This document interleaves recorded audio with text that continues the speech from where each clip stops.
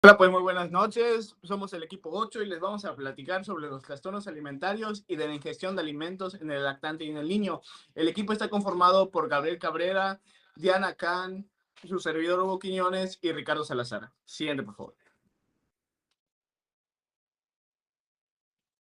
Bueno, pues en sí hoy vamos a hablar sobre la pica. ¿Qué es la pica? En sí es un trastorno que se caracteriza por la ingesta persistente de sustancias no nutritivas. A esto no me refiero con comida o comida dañada, sino más bien son con cosas que normalmente no deberían de ser consumidas. Algunos ejemplos son como pintura, tierra, heces, piedras. En sí no suele estar asociada a anomalías biológicas específicas. Esto quiere decir que no hay una causa física como tal que lo cause, valga la redundancia, sino que está dependiendo de otros trastornos. En sí, su identificación es cuando ya está causando problemas, cuando ya está un poco avanzada esta problemática que podemos tener obstrucción intestinal, ciertas infecciones o hasta intoxicaciones por las cosas que se llegan a meter en la boca. Siguiente, por favor. Ok.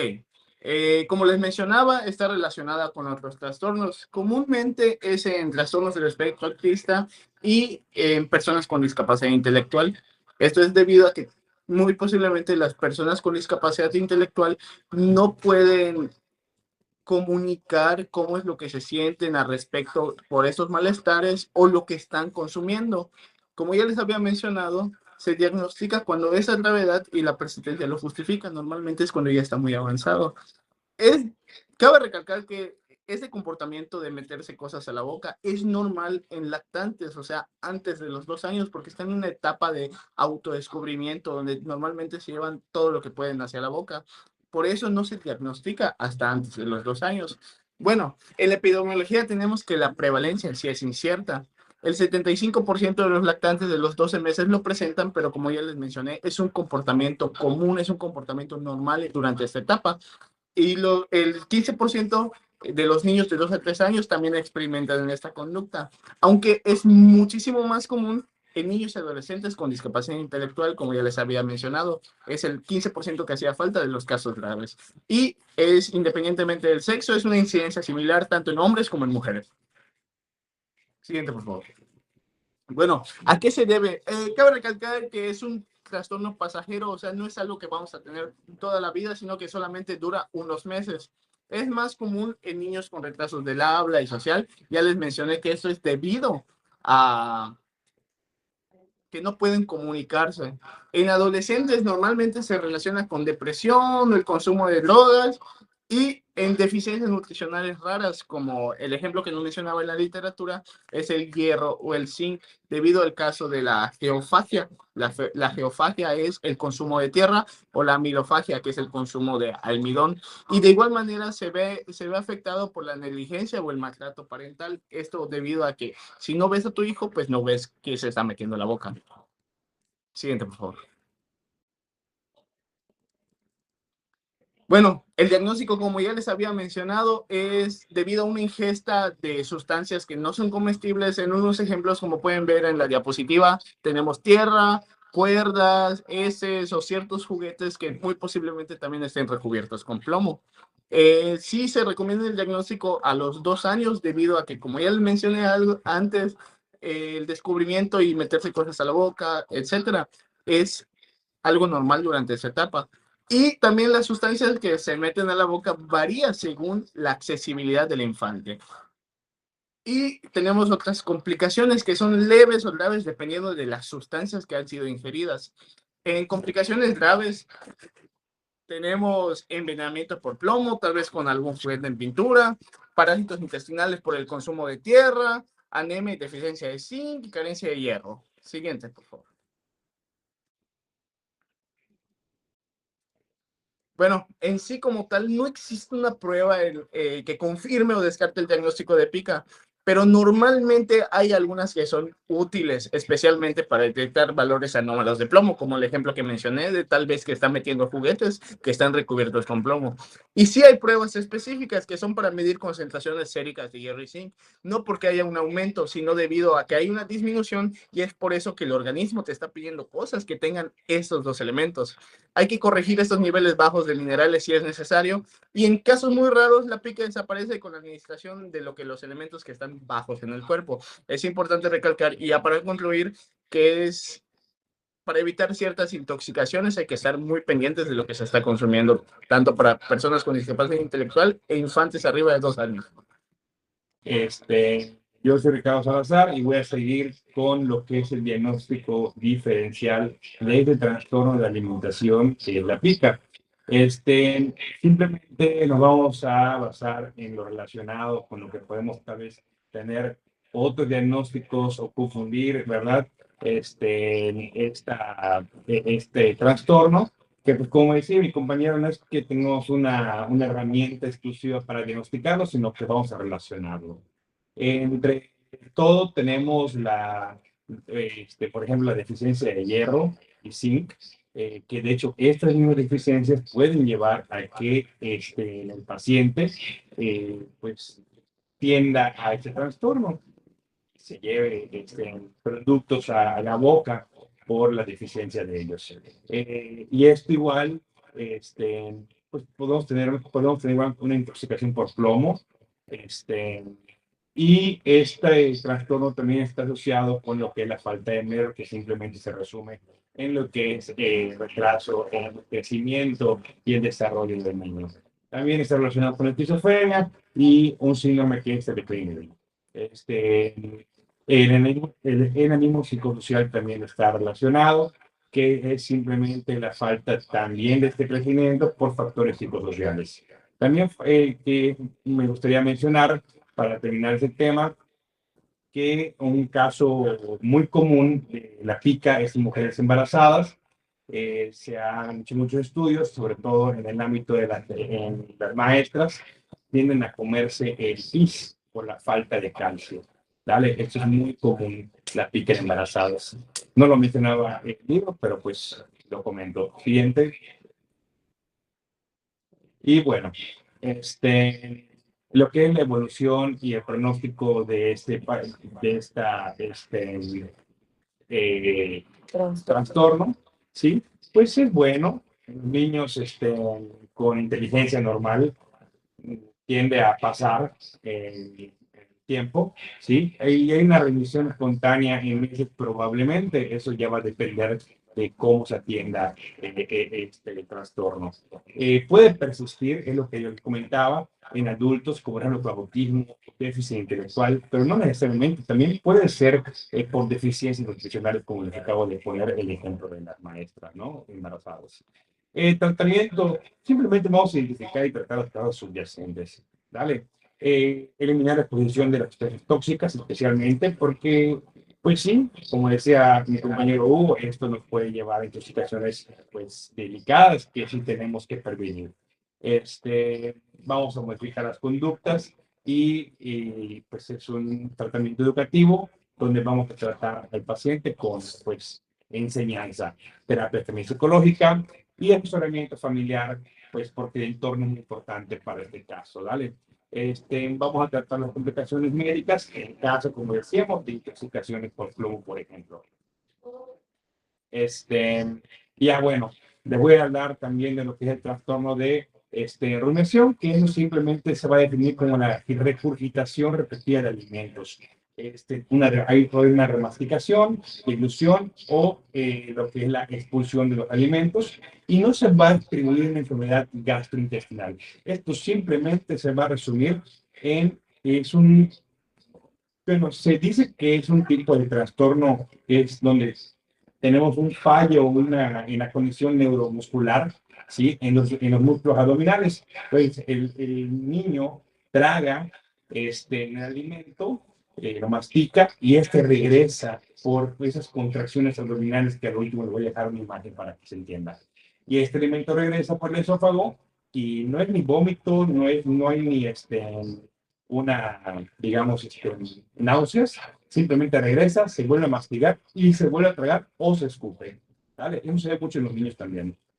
En el trastorno puede comprender factores fisiológicos, neurológicos y psicológicos y es más común en lactantes de 3 a 12 meses. Persiste mucho en personas con discapacidad intelectual, igual que pica.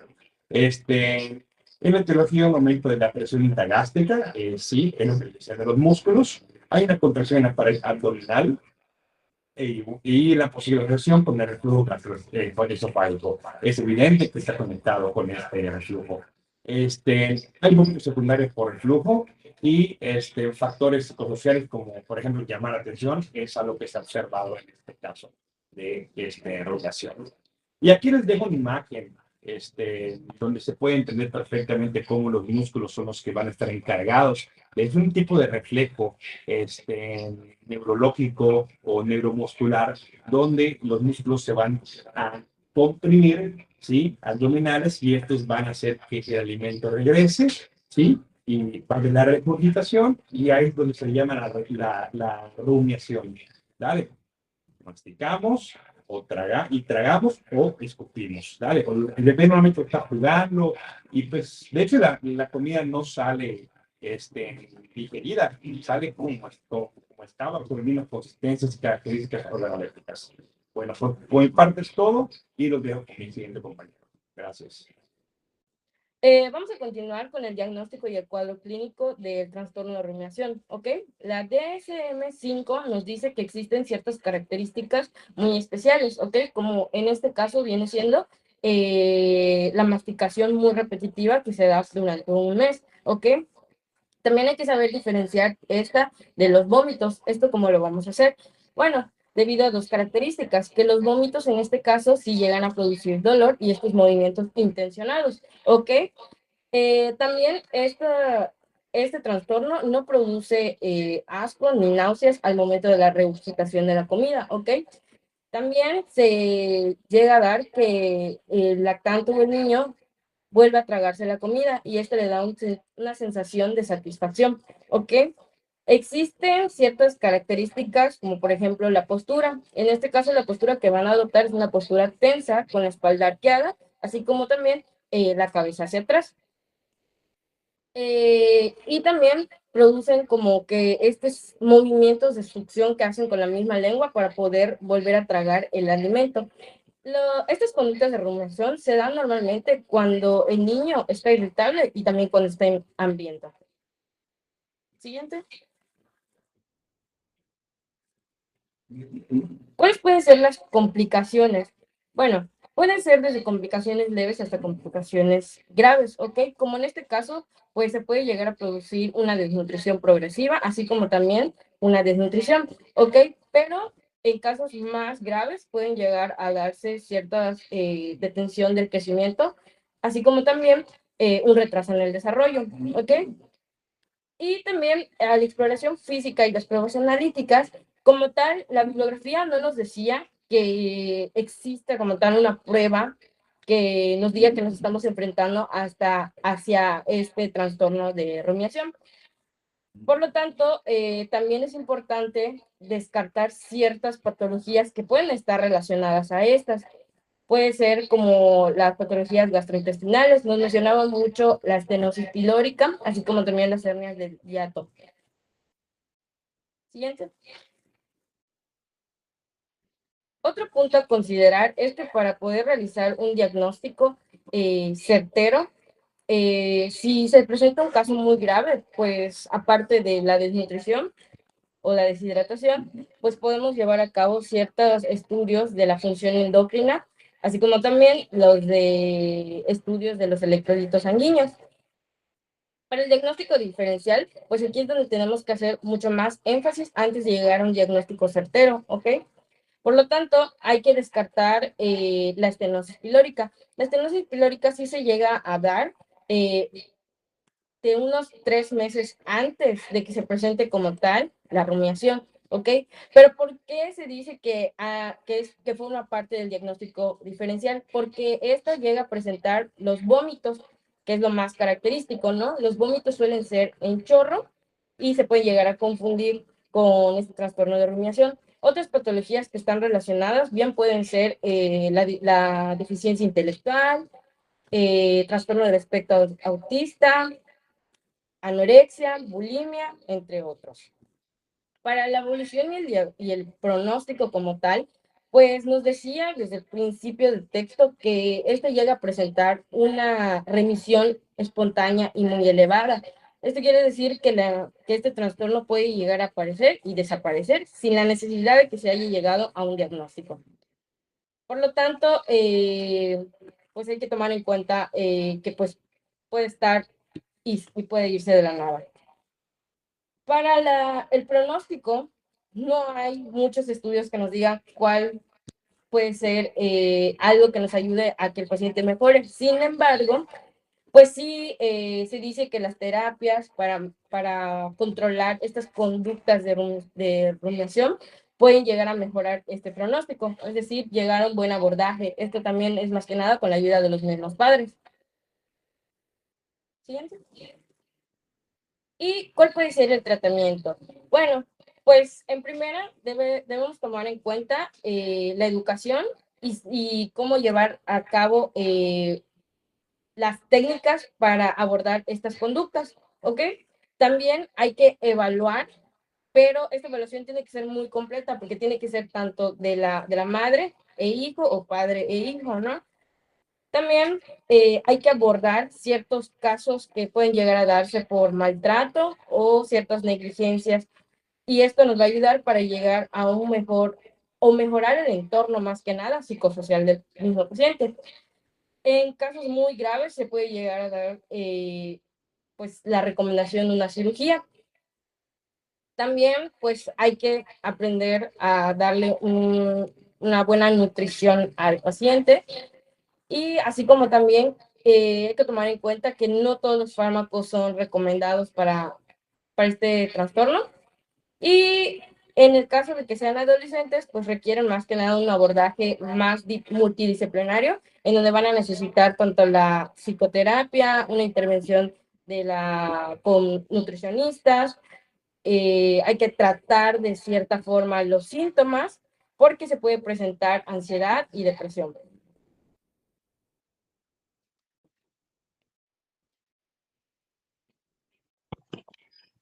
Y como último punto, vamos a hablar acerca del trastorno de la evitación y restricción de la ingesta de alimentos. Como sabemos, eh, anteriormente se consideraba como el trastorno de ingestión alimentaria de la infancia y la niñez. El cual va a ser caracterizado por la falta de interés por la propia comida. Asimismo, van a buscar la evitación de las características que esta comida pueda ejercer sobre el paciente. O también puede existir la evitación de las consecuencias percibidas del acto propio de comer, ya sea consecuencias anteriores, durante el acto o después de la comida. Siguiente, por favor.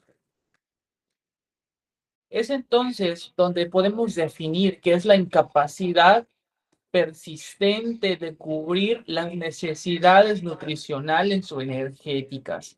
Principalmente, estos pacientes van a referir una pérdida de peso significativa, justamente porque estamos hablando de que estos pacientes van a evitar a toda costa el acto de comer, por lo cual, al no ingerir alimentos y no tener una nutrición adecuada, pues el peso va a ir disminuyendo, o por el contrario, no van a poder alcanzar el peso esperado de acuerdo a la edad en los percentiles.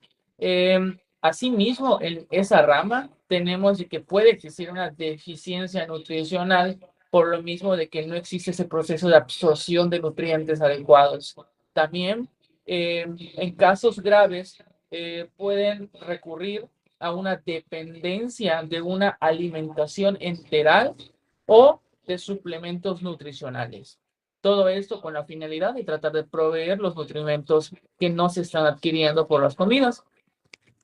Entonces, estos pacientes, ¿cómo pueden llegar a la clínica? Pueden llegar y mostrarse retraídos, pueden ser irritables, apáticos, ansiosos, en el cual van a reducir el tiempo de contacto con la madre. Hablando de pacientes pediátricos, estos niños van a tratar de evitar a la madre todo el tiempo para justamente, como la asocian al proceso de comida, pues van a tratar de evitarla. En pacientes más grandes, van a posponer o postergar el tiempo de comida. Van a decir excusas como no tengo hambre, acabo de comer, hice ejercicio y no tengo hambre, etcétera, etcétera, etcétera. Por lo cual van a ir retardando ese tiempo de ingesta. Y el libro nos hacía una aclaración de que tenemos que identificar las diferencias entre anorexia, bulimia y este trastorno de restricción de alimentos. Epidemiológicamente, tenemos que las cifras mencionan que dentro del 15 y el 35% de los lactantes y niños pequeños son los que refieren a algún tipo de trastorno de este tipo. Y se han realizado diversos estudios a lo largo del tiempo, como por ejemplo en Suecia, donde se realizó este estudio a niños de 9 y 12 años, donde se tuvo una prevalencia de 0.6%. En Alemania se hizo también un modelo similar en el cual tuvo un resultado de 53%. Ahora, esto nos menciona de que existen diferentes zonas donde puede aumentar o disminuir la incidencia. El diagnóstico diferencial de esta patología, tenemos que identificar si existe alguna alteración de la estructura del tubo digestivo. Esto puede incluir desde la boca hasta el ano, ya que pueden existir pacientes con atresia traqueoesofágica, estenosis pilórica, que esto lo que va a hacer es la imposibilidad del paso de los alimentos al estómago, por lo tanto van a vomitarlos y esta experiencia negativa va a provocar que rechacen la comida. Ahora, también pueden existir pacientes como por ejemplo ano imperforado, enfermedad de Hirschsprung, lo que va a ocasionar la estenosis del recto y el agrandamiento del colon, por lo cual se llama colon agangliónico, megacolon agangliónico, por lo cual se va a ir acumulando y al no tener un efecto gastrocólico por alteraciones neuronales, entonces no van a poder defecar y los pacientes, generalmente adultos, adolescentes, van a evitar la comida pues para no tener ganas de defecar. Y por último, pues tenemos que identificar la diferencia entre la bulimia y anorexia de ese trastorno, debido a que son muy similares. Pero la principal diferencia radica en que la anorexia y la bulimia son alteraciones donde existe una alteración de la percepción de su propio cuerpo y existe un miedo inminente a subir de peso. Siguiente, por favor.